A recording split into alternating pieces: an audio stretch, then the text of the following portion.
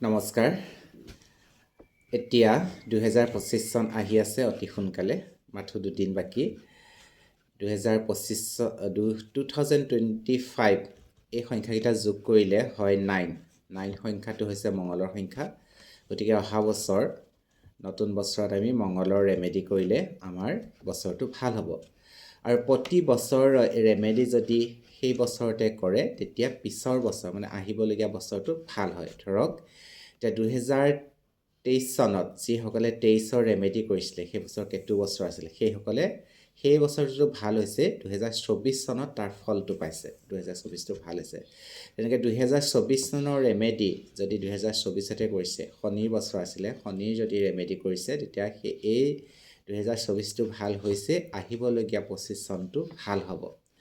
গতিকে মাত্ৰ দুদিন বাকী, এই দুদিনত আপোনালোকে এটা ৰেমেডি কৰিব পাৰে। বছৰৰ শেষৰ 31 ডিচেম্বৰ দিনাখন আমি এখন কাগজত, বগা কাগজত এটা পইণ্ট লিখিব লাগিব, যিখিনি আমাৰ বেয়া গুণ, নিগেটিভিটি।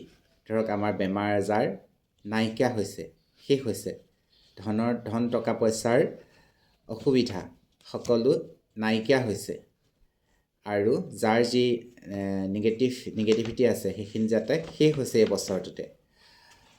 আৰু এনেকৈ আপোনালোকে লিখিব লাগিব, বা যাৰ যি বেয়া স্বভাৱ চৰিত্ৰ, বেড মেনাৰ্ছ এইখিনি নাইকিয়া হৈছে, এনেকৈ এখন কাগজত এটা এটাকৈ লিখিব আৰু ফালিব।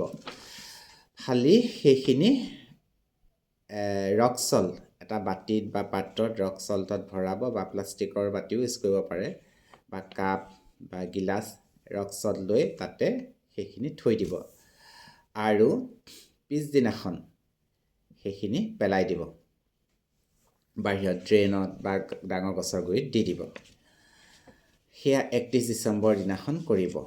আৰু 1 জানুৱাৰী দিনাখন কি কৰিব? 1 জানুৱাৰী দিনাখন ভাল কথা লিখিব, খুব ধুনীয়া কথা লিখিব, যে মোৰ স্বাস্থ্য ভাল হৈছে, মোৰ ধন টকা পইচা আহিছে, মই সুখী হৈছোঁ, মই কামবোৰ কৰি ছাকচেছ হৈছোঁ, এনেকৈ লিখি সেইখিনি সুন্দৰভাৱে প্ৰে কৰি পুৰিব, আৰু পুৰা ছাইখিনি থৈ দিব, পিছদিনাখন ঘৰৰ পৰা আউট কৰি দিব, ফ্লাছ কৰি দিব, বা তিনিআলি থৈ আহিব, ড্ৰেইনত পেলাই দিব পাৰে, বা ডাঙৰ গছৰ গুৰিত থৈ আহিব।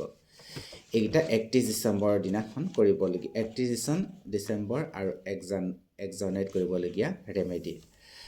এতিয়া শনিৰ ৰেমেডি হৈছে এই বছৰটোৰ কাৰণে, শনিবাৰটোতো শেষ হৈ গ'ল, পাৰ হৈ গ'ল। এতিয়া 31 ডিচেম্বৰ দিনাখন এটা কাম কৰিব পাৰে, আহঁত গছৰ গুৰিত এগছি বন্তি জ্বলাই এটা কইনছ দি তাতে আপুনি প্ৰে কৰিব পাৰে, এই বছৰৰ শনি বছৰটো শেষ হৈছে, সকলো বেয়াখিনি যাতে আজিয়ে শেষ হৈছে, নাইকিয়া হৈছে, সেই বুলি কৈ এগছি বন্তি জ্বলাই আহিব পাৰে।